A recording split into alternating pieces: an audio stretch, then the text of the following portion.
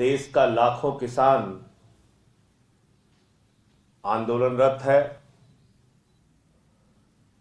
पंजाब का, हरियाणा का, उत्तर प्रदेश का किसान लाखों की संख्या में दिल्ली की सीमा पर बैठा हुआ है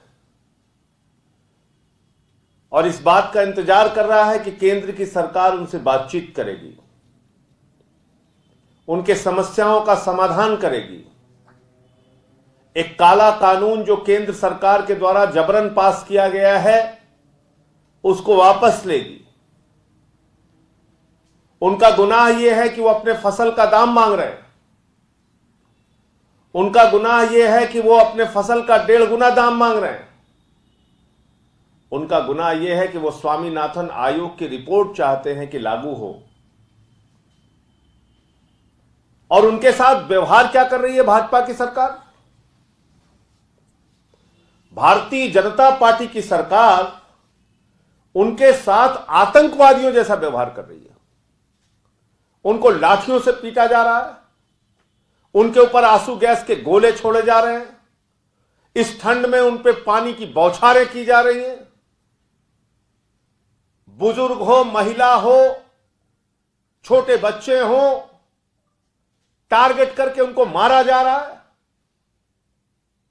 और उस किसान को आतंकवादी कहा जा रहा है जो किसान आंदोलन पर बैठा है और उसका बेटा सुखबीर सिंह देश की सीमा पर भारत माता के लिए शहीद हो जाता है।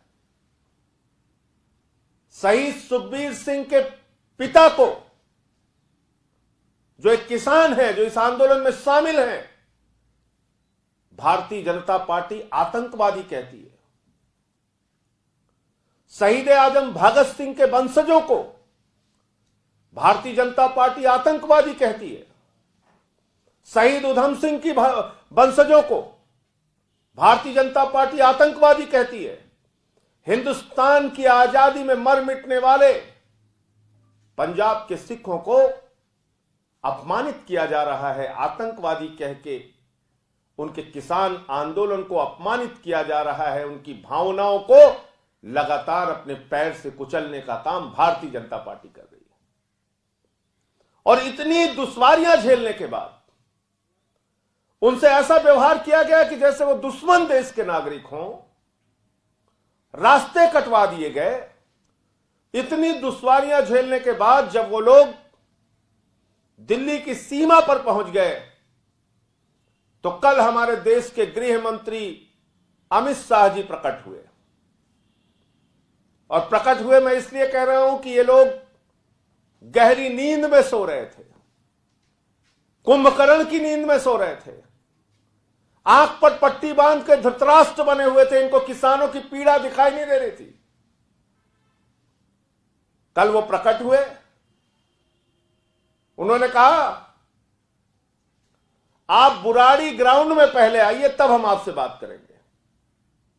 इतनी असंवेदनशीलता, इतनी शर्तें, इतनी तानाशाही, इतना अहंकार।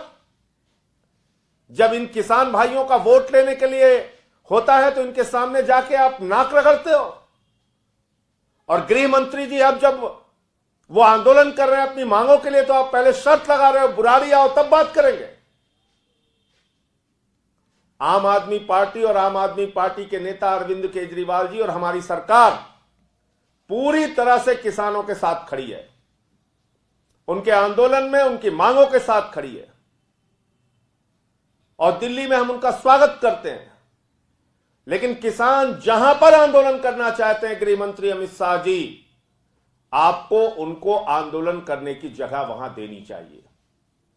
और ये कोरोना का बहाना मत बताइए। आप कोरोना का बहाना बताकर किसानों की जिंदगी के साथ जो खिलवाड़ आप लोगों ने किया है काला कानून पास करके, वो मत कीजिए आप। क्योंकि कोरोना आपके लिए दिल्ली में होता है लेकिन हैदराबाद में नहीं होता कोरोना। जहां पर देश के प्रधानमंत्री कोरोना की वैक्सीन देखने जा रहे हैं, आप हैदराबाद में जाके हजारों लोगों की वहां पे यात्रा कर रहे हैं, जुलूस निकाल रहे हैं, तब कोरोना नहीं आपके लिए। और कैसे कोई देश का गृह मंत्री ऐसे समय में, जब देश की राजधानी के इर्द गिर्द, देश की राजधानी की सीमा पर लाखों किसान इकट्ठा होकर आंदोलन करे, सरकार से गुहार लगाए, उनकी पीड़ा को सुने बगैर, उनकी समस्याओं को नजरअंदाज करके, उनको लाठियों से कुचलकर कैसे कोई गृह मंत्री निगम के चुनाव प्रचार में हैदराबाद की सैर करने जा सकता है। इसका मतलब हिंदुस्तान की आजादी के बाद ऐसा गैर जिम्मेदार, असंवेदनशील और किसानों की समस्याओं से बेपरवाह गृह मंत्री हिंदुस्तान ने पहली बार देखा है, जो हमें अमित शाह के रूप में देखने को मिल रहा है। आप में जरा सी भी संवेदना नहीं है। आज एक किसान की भी मौत हो गई, किसान का बेटा सीमा पर शहीद हो रहा है, किसान आंदोलन में शहीद हो रहा है, और आप हैदराबाद की सैर कर रहे हैं।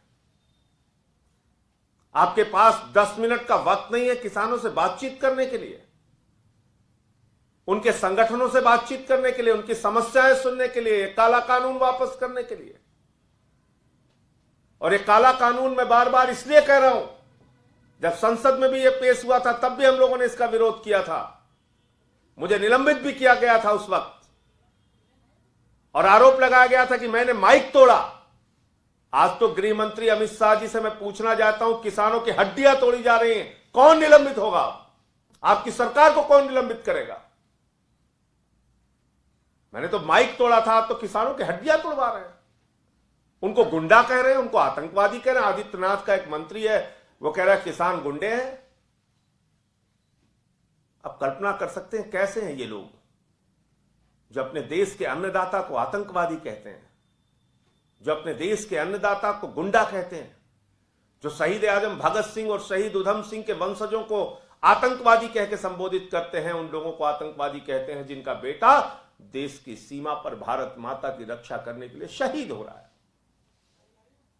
और इन सब चीजों से बेपरवाह होकर देश के गृह मंत्री अमित शाह हैदराबाद में निगम का चुनाव इतना महत्वपूर्ण है इनके लिए?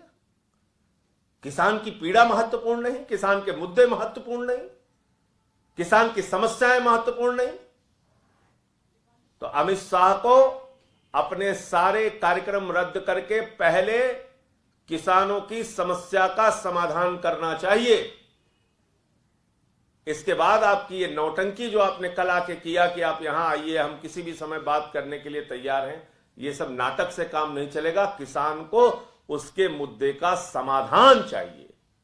और आज जिस तरीके से प्रधानमंत्री जी ने वक्तव्य दिया और उन्होंने इस बिल की तारीफें की हैं, उससे स्पष्ट है कि भारत सरकार की मंशा, मोदी सरकार की मंशा, गृह मंत्री की मंशा, अमित शाह की मंशा किसानों के समस्याओं का समाधान करने की नहीं है, उनके साथ खिलवाड़ करने की है, उनकी भावनाओं के साथ खिलवाड़ करने की है, उनको लाठियों से पिटवाने और आंसू गैस के गोले उनके ऊपर बरसाने से है।